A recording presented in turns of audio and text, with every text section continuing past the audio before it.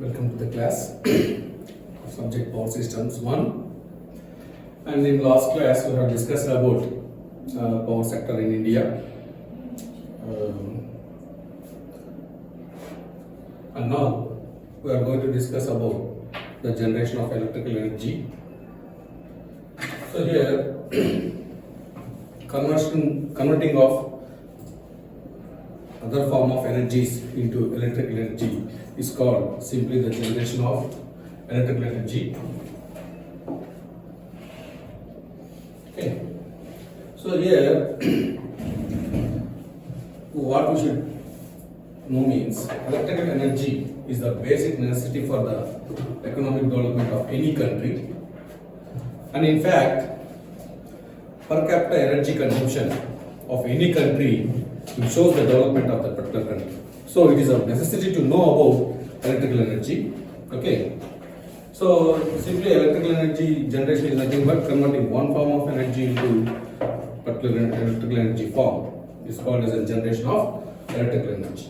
And why do we need to go for the conversion of one form to another form? Because it is superior than all other forms because of its advantages. So coming to these advantages of converting this electrical energy, see here, it is very convenient form and it is very simple and it is easy to convert one form to another form. And the controlling of electrical energy is also very easy. The components or equipments which are used for controlling the electrical energy is also very easy and simple. And it is very great flexible, and it is electrical form can be easily transported from one form to another form or transformed from one form to another form as well. So it is very great flexibility and cheapness.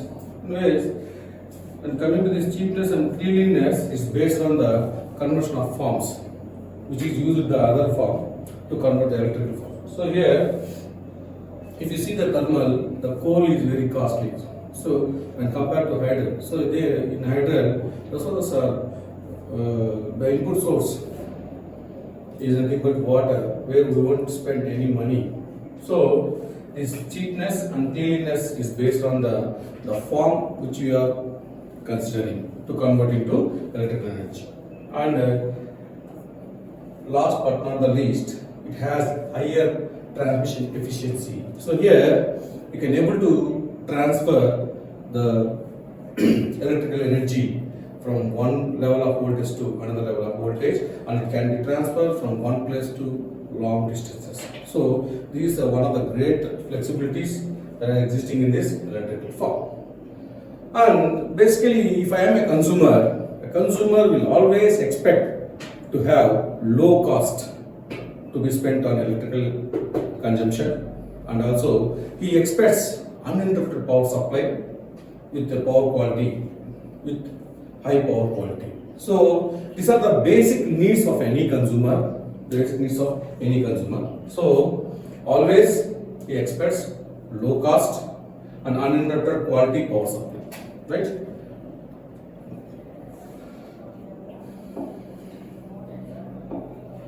So if you come to the sources of energy, so which is going to convert these forms of energy into electrical energy. So the first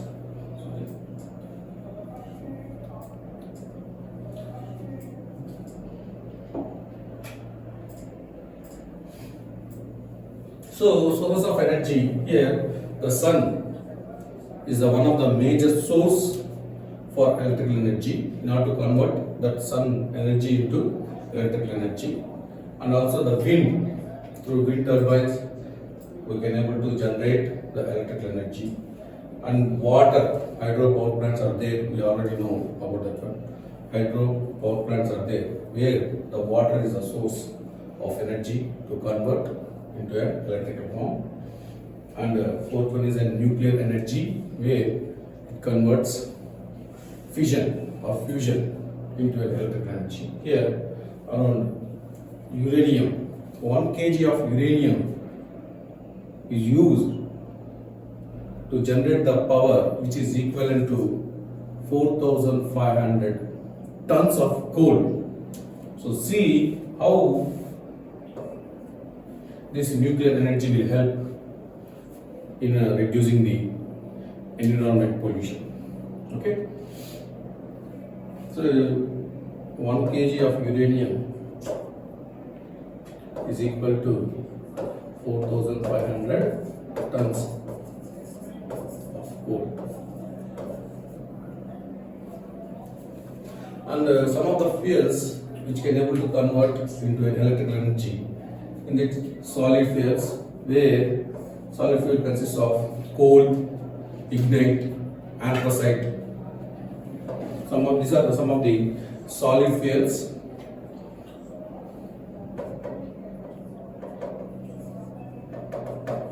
Okay. And coming to the liquid fuels, here the petrol or diesel.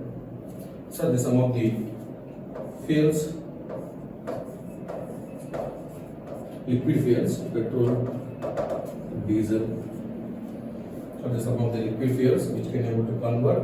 These liquid fuels is used to convert into electrical energy. And coming to the gases, some of the coal gases.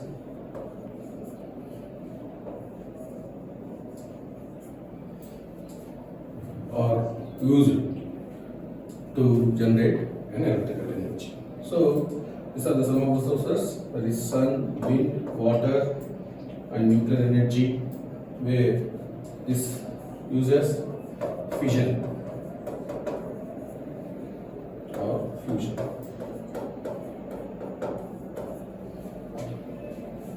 Reactions in order to produce electrical energy. And these are some of the fuels where this fuel consists of solid, liquid and gases. So these are some of the sources.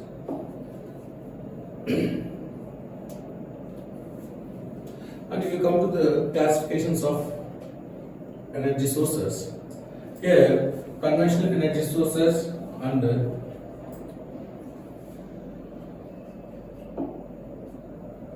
so here conventional energy sources and non-conventional energy sources. Here coming to the conventional energy sources, coal can be considered as conventional energy source, and oils and fuel wood and hydro, that is nothing but water, and nuclear energy. These are all comes under conventional source of energies which is used to convert into an electrical energy.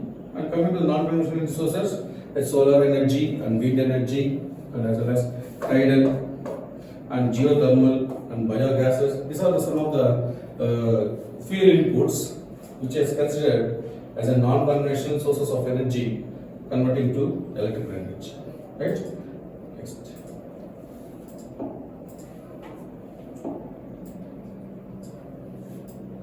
And if you come to the fuels classification, the fuels classification will be fossil fuels and non-fossil fuels.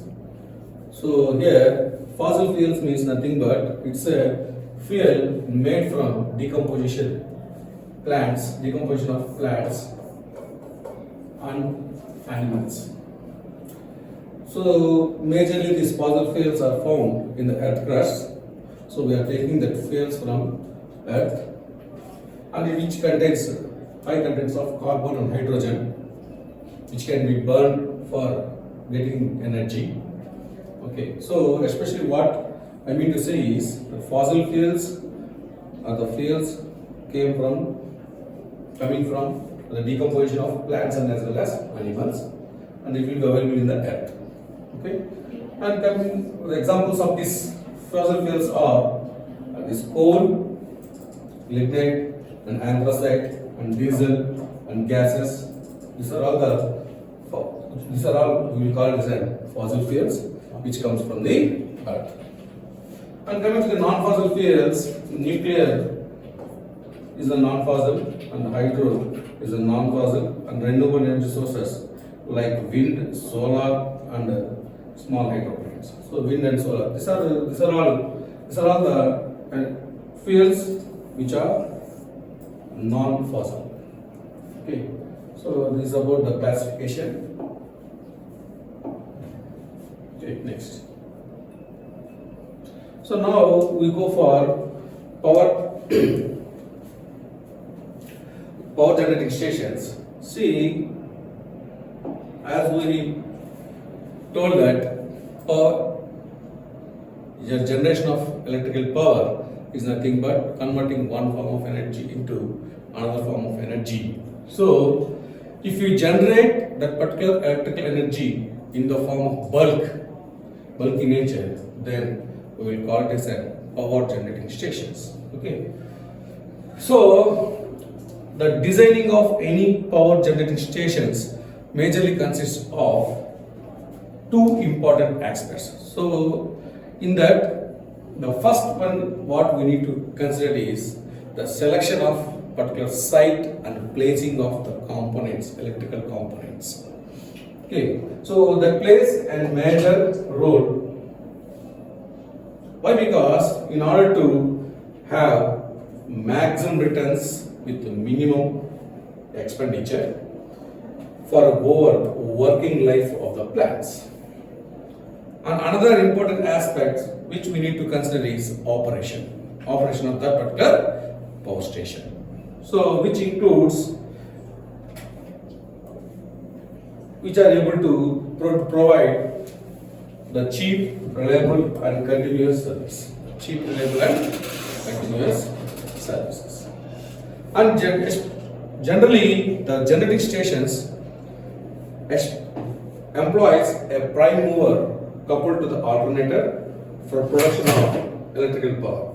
Okay, so the generally prime mover is nothing but which converts steam turbine or water turbine are the general prime movers, which converts energy from some other form into mechanical form, and the alternator which can be given to the alternator, and the alternator will consider mechanical input as input for the particular alternator and try to get an electrical energy as an output of that particular alternator.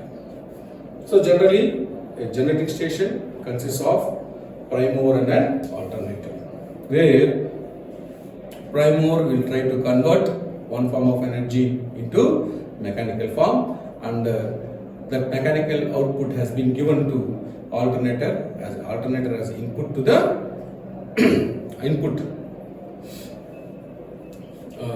input to the alternator, and the alternator will give the electrical output, right?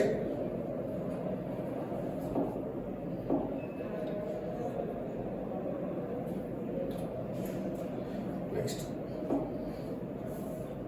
See, depending from different energy sources, electrical energy, the generating stations are classified under conventional energy source power station and non-conventional energy source power station. Okay. So here, coming to the conventional energy sources, the thermal, hydro, nuclear, diesel, and gas stations. So these are all the conventional energy source of power station, and non-conventional energy source is solar and wind power stations. This all comes under non-conventional. And coming to the conventional. So in this chapter, in this first unit, you are going to majorly concentrate on hydroelectric power stations, and as well as thermal power stations. So majorly coming to the hydroelectric power station, we will learn or we will know what is the site selection process and what are the components existing in that particular hydroelectric power station.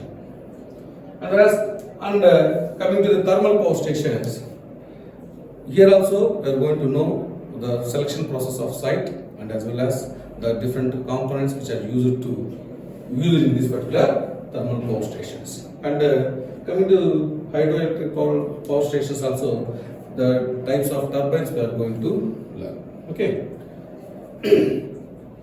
Next. So, as I told that in the first chapter, we will concentrate on hydroelectric power station and as well as thermoelectric power station. First, we will concentrate on hydroelectric power station. So here, hydroelectric power station is nothing but the generating station which utilizes the potential energy of the water. The potential energy of the water at a high level for the generation of electrical energy is known as hydroelectric power station. So, similar, what you should understand means the potential energy of water at high level. So, it utilizes hydroelectric power station utilizes the potential energy of water which is at the high level used for generation of electric energy. And if you come to the advantages, if you know the advantages of this hydroelectric, the first and foremost advantage is since the fuel is water, the cost is very less. Okay, so water it requires no fuel. It requires no fuel, and it's quite neat and clean. Why? Because there is no need of other extra fuels to be transported, and therefore there won't be any clumsiness. Just it's very neat and clean, and there is no smoke and ash which is existing in the thermal power plants. So there is no air pollution at all. So it requires very small running charges, and once the hydropower plant has been constructed, it requires very small running charges because water is the source. Because water is the source of energy, which is available free of cost. And comparatively, it is very simple in construction and requires less maintenance. So it is very simple in construction, and there is no large parts, more parts are existing, which is existing in the thermal power plant. So, and it requires long starting time. It doesn't require any long starting time. If you want to start immediately, you can start it. When you consider the thermal power plant, the starting time is very long. Okay, so since it's an water, if you simply open the dams, directly it will hit the turbine and it is going to generate the electrical energy. Okay, so if these hydroelectric power stations generally it is used for sudden changes of power. Okay, which majorly we will call it as an peak loads, which we will majorly call it as an peak loads. Okay. So, and it has a longer life, and not only this hydropower plant is not only used for generating electrical power, it is also used for that after power generation, the water which is there, which is used as a fuel, can be used for irrigation and controlling of floods as well. And that is one of the major advantage. And some plants requires the attention of high skilled persons at the time of construction only. At the time of construction, for operation, few experienced persons may do the job. Okay, so here if you see, the plant required high skilled persons only when the construction. After construction, some required few experienced persons are enough to get this job well. Coming to the disadvantages of this hydroelectric power plant is nothing but here the initial cost is very high for the construction of dam. The initial cost is very high, and there are uncertainty about availability of huge amount of water. So regularly we can't get the huge amount of water in the summer seasons. Okay, depends on the weather conditions and the skilled and experienced persons needed for the construction. While building the plant, we need skilled and experienced persons, and it requires high cost of transmission lines. Why? Because it is located up the hills. Okay, it is located hills areas which quite away from the consumers. So here the cost of the transmission lines are somewhat high. So these are the very minimum disadvantages in the hydroelectric plants. Okay.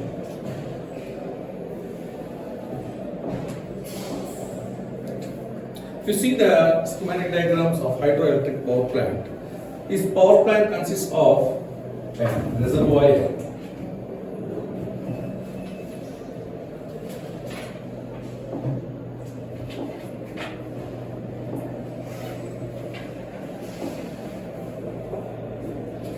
So this schematic arrangement of hydroelectric power plant consists of a reservoir which stores the energy which is needed or required to store the water. For that, we need to construct the dam. If based on the dam, the head will be existing. So if the dam is high and the dam is able to withstand for storing high amount of water or more amount of water, then the head level will be high. Therefore, if you are able to store more water, then the head of that particular dam will be more, and therefore the potential energy of the water will also be more, so that high amount of power can be generated. Okay, and so since as a dam is constructed, we are storing the water in the dam, and from that particular dam, through the pressure channel, water will be released, and from that pressure channel, it is sent to the penstock. And this water through the penstock will hit the turbine which is existing at the powerhouse, and that turbine will try to rotate, and then it will try to rotate the shaft of the alternator, and the alternator will try to generate the electrical energy. And after hitting the turbine, the water will come to this particular river. And this water which is stored in the river will be used for irrigation purpose. Or in order to control the floods, it can also be used for the irrigation purpose. Majorly it is used for irrigation purpose only. Okay, that's how the schematic diagram of an hydroelectric power plant consists. Here, the surge tank will use as a protecting device, where whenever the high pressure of water is moving into the penstock, it will damage the turbine. So in order to control the power or pressure, this heavy extra water will move towards this storage tank. Simply, the surge tank can also be called as a storage tank, which is trying to control the pressure of the water. Whenever, if the load is less, we have to close the penstock, or we have to close particular penstock in order to reduce the loads, so that immediately if you close that one, it will damage, the penstock may be able to damage. So in order to control that one, the water will come back and it will go to the surge tank, so that the pressure of the water can be controlled. When the load has been excessively needed, that means for heavy power should be generated, then at the time when if you open this one, and the heavy pressured water will move into this pressure channel, and in order to control the pressure, some excess amount of water will be further moved to the surge tank in order to control or in order to protect this penstock. So this surge tank will play a major role in controlling the pressure, of the water.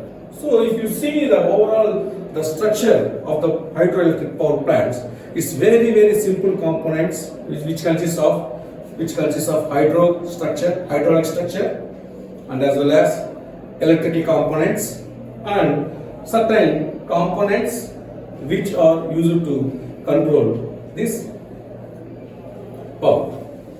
So coming to the hydraulic components, so it majorly consists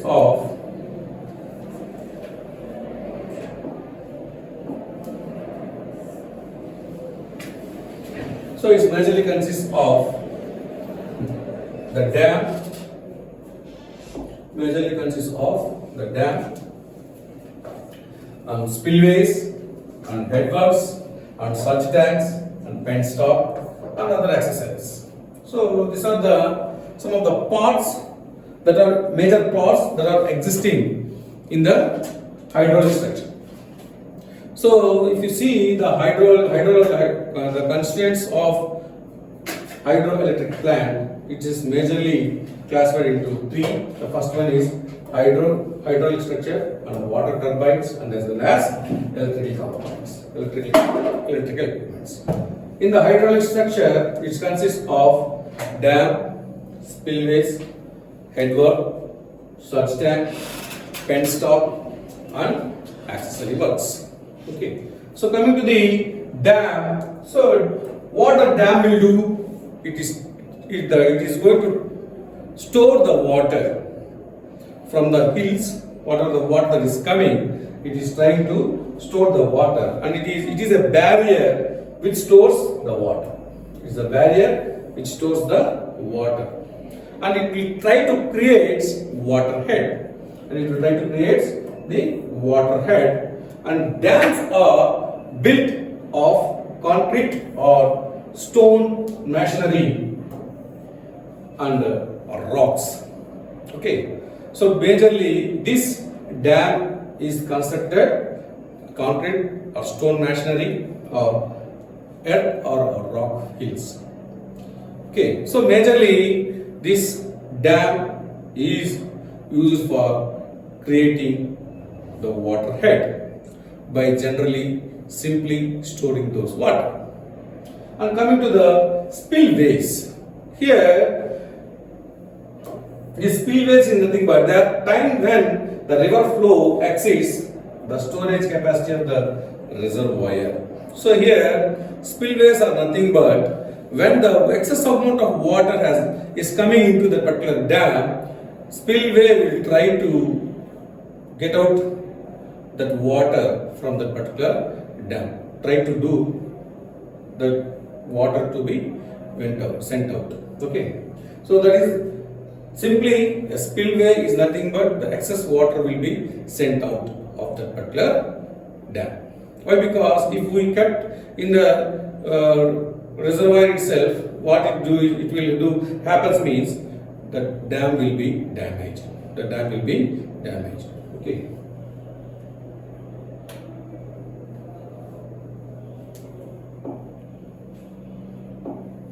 So next,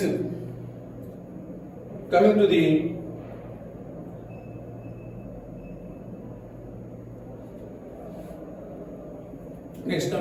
headworks. Here headworks is also try to store or use for if there is any excess heads are there, it try to control that heads and try to not to become or not to have more head which is having that capacity. Okay, not exceeding the capacity. And similarly, the surge tank, I already told that the surge tank is used to control the pressure of that particular water. And penstock, where penstock is used to allow the water into hit the turbine. Okay.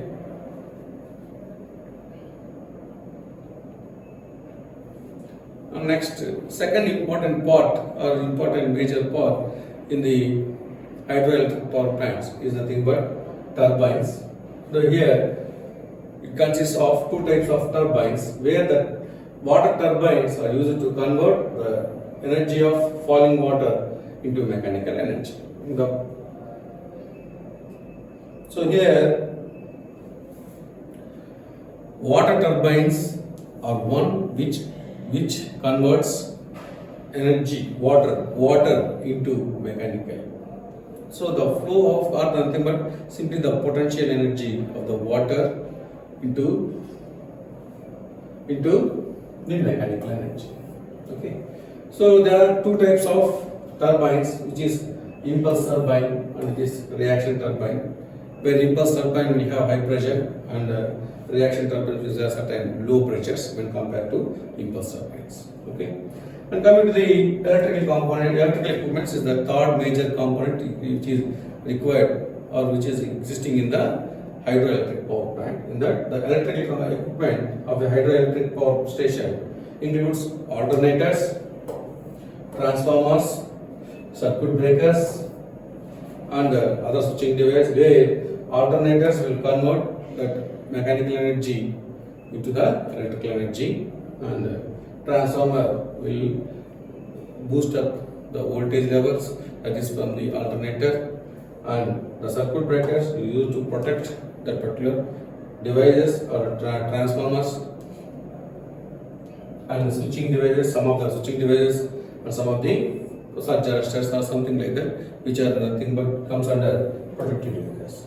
So these are the some of the electrical equipment. So majorly overall, if you see, the hydroelectric power plant consists or classified majorly or consists of three major components. These one is hydraulic component, second one is water turbine, and third one is electrical equipments.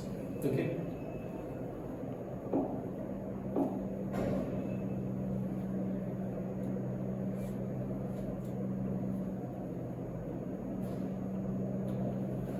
So coming to the types of hydropower plants. So based on the hydroelectric power plants has been classified in different manners. So based on the availability or based on the availability of water head, based on the availability of water head, based on the availability of water head. So here low head plant. So that particular hydroelectric power plant can be called as an low head plant where the reservoir is storing with low head, and medium head power plant, medium head plant where the water storage level is medium. So this head, water head is very minimum, and high head plants are nothing but which are heavy hydroelectric power plant where the water head level is very high. Therefore, based on the availability of water head, this hydroelectric power plant has been classified into three parts, that is low head, medium head, and high head. So based on the nature of the load, so if the particular hydroelectric power plant is able to supply for the base load, plant, then that can be that hydroelectric power plant can be called as a base load plant. And if that particular plant is able to supply for the peak loads, then that can be called as a peak load plant. And similarly, based on the quantity of water availability, then it has been classified into 5 types. That is runoff river plants without pondage. So simply after water hitting to the turbine, it is run off. The water has been run off to the runoff river plants and without pondage. Therefore, there won't be any storage after hitting the turbine. The complete water will run off. Okay, and runoff river plant with pondage. So after hitting the turbine, the water after hitting the turbine, it will have certain storage which is as pondage. That can be called as a runoff river plant with pondage. Similarly, it has storage type plant where the water can be stored, and pumped storage peak load plant. So here we have a small pondage or storage which is further it is used for pumped back for using peak load plants for pumping. Again, that water has been pumped in order to generate generate electrical power for supplying for the peak load plants. And last is nothing but mini and micro hydro plants, where here in this power plants which has very low heads and as well as used for very low voltages. Okay, so this we will call it as a mini and micro hydro plants. So formula for generating, this is the formula for generating So formula for generating the hydroelectric power plant is nothing but P.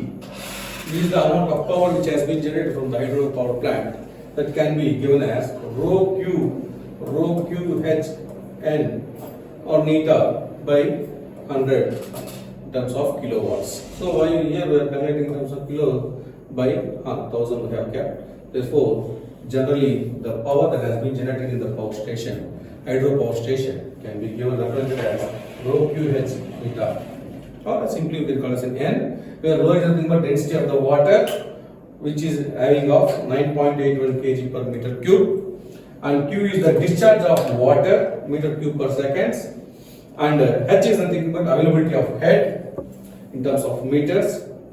So you pass like this, and neta is nothing but system efficiency. So again, shall I take this one? Right.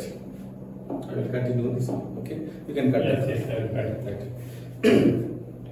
Okay, the formula for power generation in hydroelectric power plant is given by power P generation. P is equal to rho QH N by 1000 into kilowatt, where rho represents the density of water, and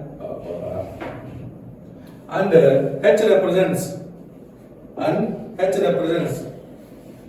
the discharge of particular water, and H represents the head of the water, and Q represents the discharge of water, and N means neta represents the system efficiency. So this is the power generation in the any hydroelectric power plant. Okay. Here majorly we will concentrate on Q and H is directly proportional to the power generation. If you have more head water, then we can able to generate more power. Okay. And the discharge, if you discharge more means the head will be reduced. Okay. So discharge of the water is also proportional to the amount of power that has been generated. Okay.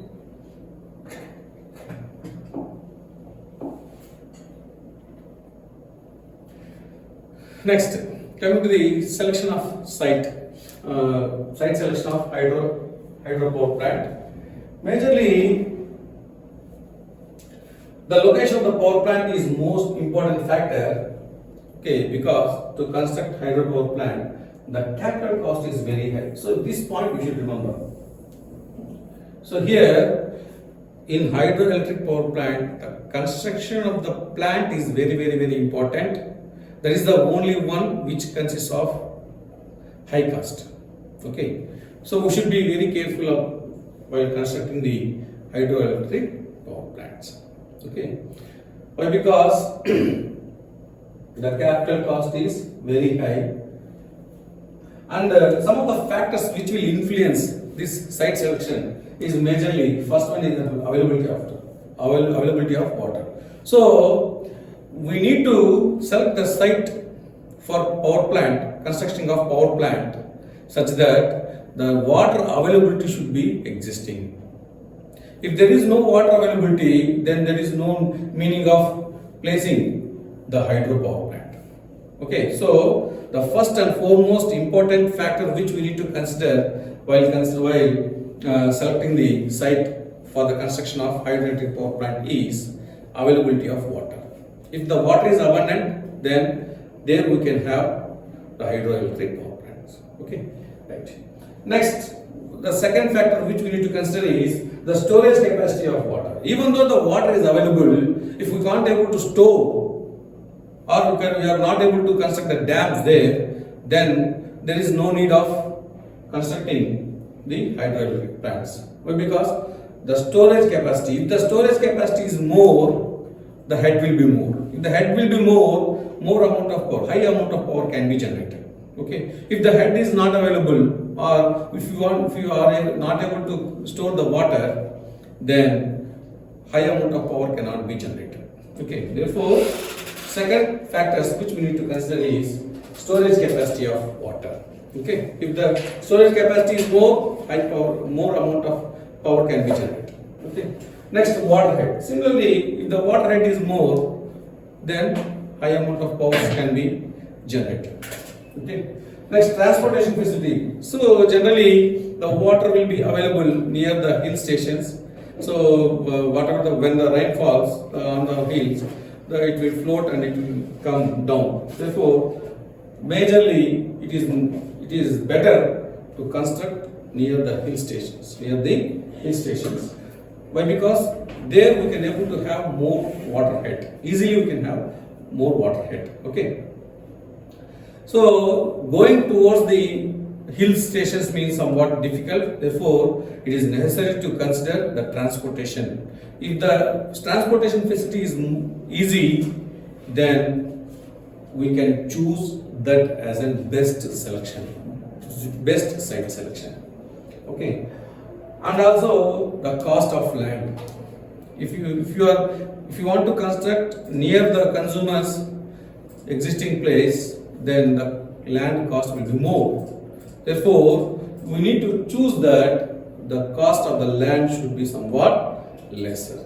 Therefore, it is also one of the important factors because the cost is the major, capital cost is the major thing in the power plant construction, hydro power plant construction. Therefore, the cost of the land should be lesser. We need to consider less cost land.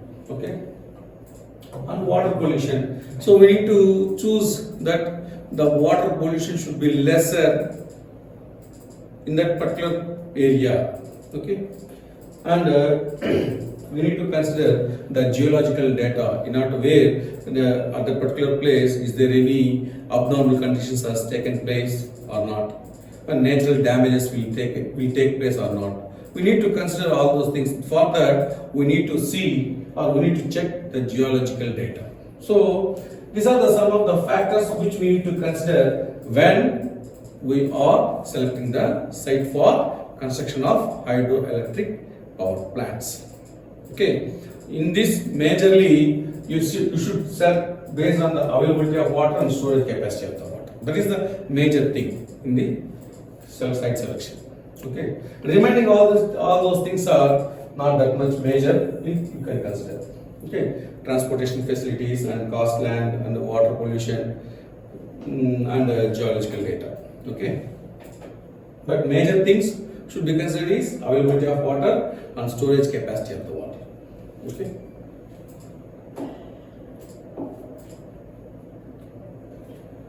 Yes. So different types of turbines used in the power plant. So where the turbines will convert the kinetic energy of water into mechanical energy. Okay. So according to the availability of water head and flow or volume of water, the hydro turbines has been selected. Okay. So the hydro power turbines are classified into two types. One is impulse turbine and another is a reaction turbine. Where the impulse turbine works on the principle of impulse. It uses the head of the water. And converts the pressure of the water into kinetic energy with the help of nozzles. Okay. And in some plants, one or more nozzles are constructed near the runner. This will increase the velocity of the water. And this high velocity of water impinges on the turbine. And the turbine has number of buckets fixed on the outer periphery of the wheel. Okay. So majorly what I mean to say is impulse turbine is working based on the impulse principle where high amount of pressure of water is converted into kinetic energy and that kinetic energy is converted into a mechanical energy. Okay. So the impulse turbine, some of the examples of impulse turbines are Pelton and cross flow turbines. Pelton and cross flow turbines.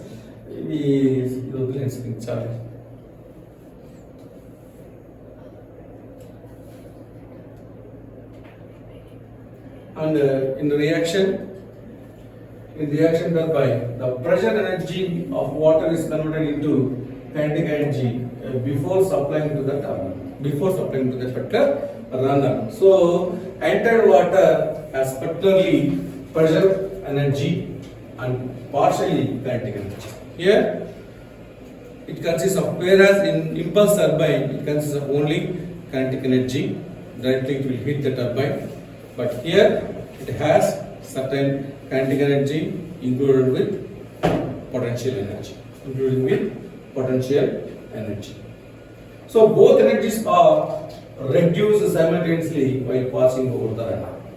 Hence this turbine works principle of impulse reaction.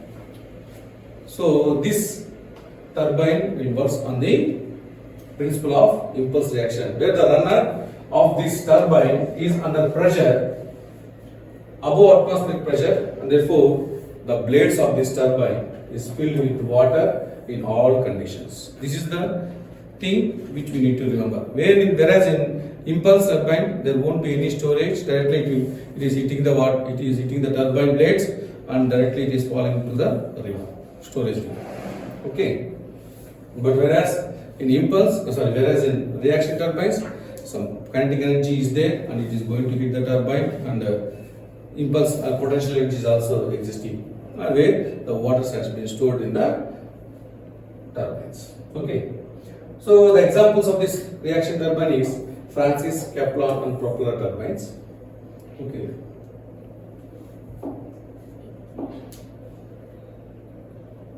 So this is the Francis turbine and this is the Kaplan turbine. Okay. The Kaplan turbine can also be called as a bulb turbine. So Kaplan turbine can also be called as a bulb turbine and as well as tube turbine. Okay. With this, we can close this session.